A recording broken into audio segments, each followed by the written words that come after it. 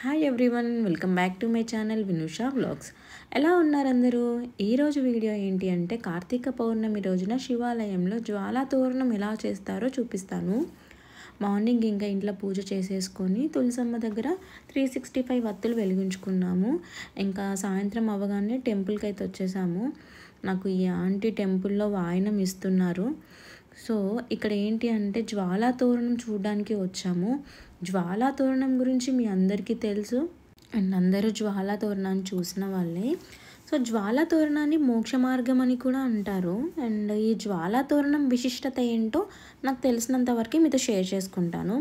ఇంకా టెంపుల్లో జ్వాలా తోరణానికి అంతా రెడీ చేసుకున్నారు.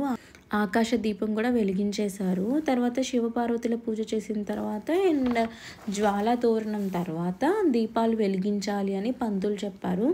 ఇంకా శివపార్వతుల పూజ అవుతుంది.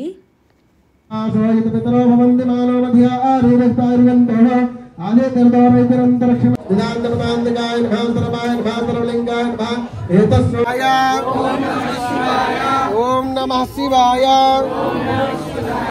ఓం నమః శివాయ. ఓం నమః శివాయ. ఓం నమః శివాయ.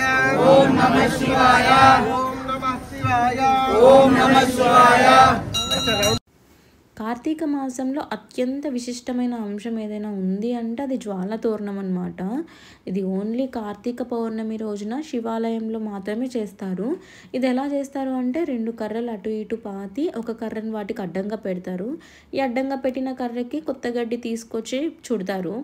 ఇంకా దీనిని యమద్వారం అని కూడా అంటారు. ఇంకా ఆ గడ్డి పైన నెయ్యి వేసి మంట పెడతారు. ఆ మంట కింద ఇంకా శివ పార్వతులని పల్లకిలో అటు ఇటు 3 సార్లు ఊరేగిస్తారు.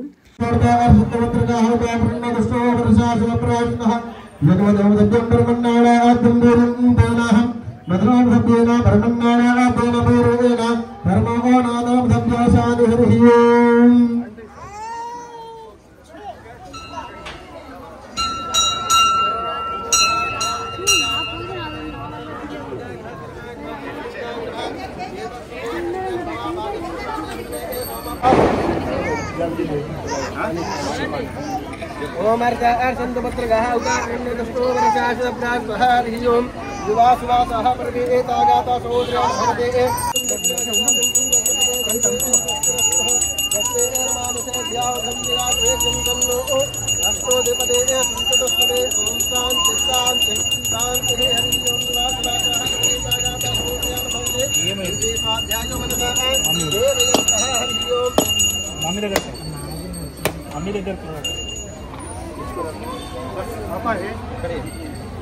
ఓం శివాధ్యాయ నమో నారాయణ ఓం నమః శివాయ. ఓం నమః శివాయ.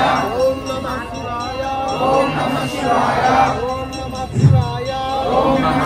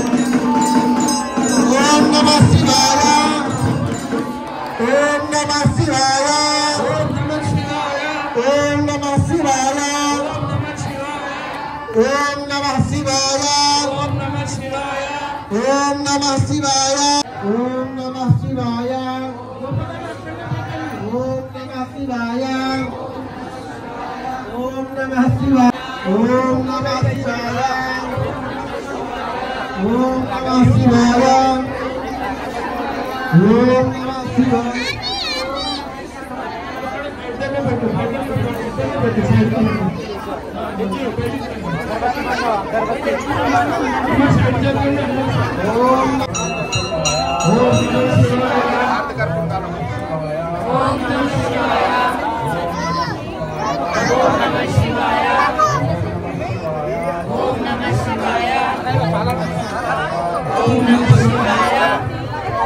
ఓం నమః శివాయ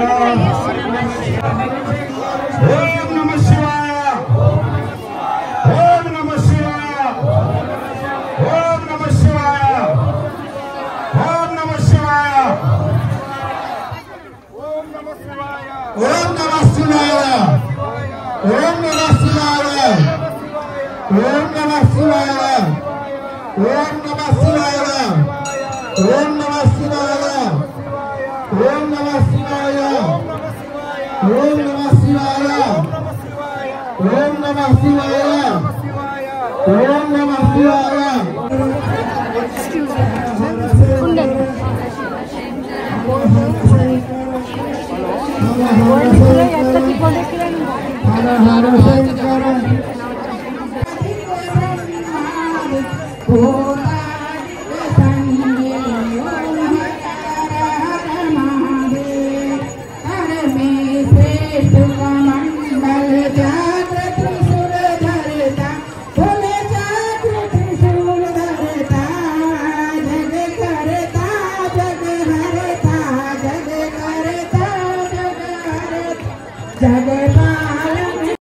యాక్చువల్లీ ఈ జ్వాల తోరణాన్ని మన పూర్వీకులు ప్రవేశపెట్టారు. ఈ జ్వాల తోరణాన్ని ప్రవేశపెట్టడం వెనకాల ఒక కారణం ఉందంట. అదేంటంటే యమలోకంలోకి వెళ్ళిన వారికి మొదటి దర్శనం ఇచ్చేది అగ్ని తోరణం అంట. సో యమలోకానికి వెళ్ళిన ప్రతి వ్యక్తి ఈ తోరణం గుండానే లోపలికి వెళ్ళాలి. నిజానికి ఇది పాపులకి వేసే మొదటి శిక్ష.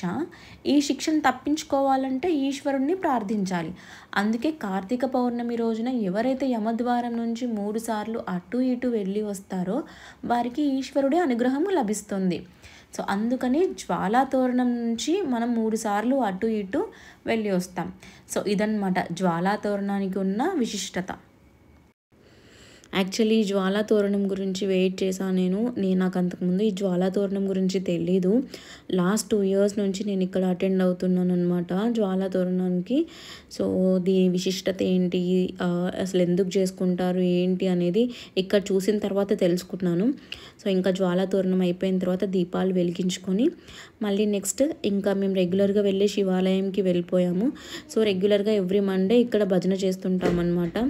ఇంకా కార్తీక పౌర్ణమి రోజున స్పెషల్గా భజన చేశాను. సో ఈ వీడియో మాత్రం నేను తీసుకోలేదు, ఆర్వి తీసుకుంది. ప్రతి వీడియోస్ నేను అండ్ రాకేష్ ఇద్దరం కలిసి తీసుకున్నాం. ఇంకా ఆర్వి కూడా భజనలో పార్టిసిపేట్ చేసింది. అంటే మేము ఎవ్రీ మండే వస్తాం కాబట్టి ఆర్వి కూడా భజన అలవాటు అయిపోయింది. సో ఈ టెంపుల్ వచ్చేసి అంగట్పేట్ శివాలయం. సో ఎవ్రీ మండే భజన జరుగుతుంటుంది అక్కడ. ఇంకా భజన అయిపోగానే మేము దీపాలు వెలిగించేసుకొని ఇంటికి వచ్చేసాము. సో ఈ వీడియోలో జ్వాలా తోరణం ఎలా చేస్తారో చూపించాను. ఇంకా మీకు ఈ వీడియో ఎలా అనిపించిందో ప్లీజ్ కమెంట్ చేసి చెప్పండి.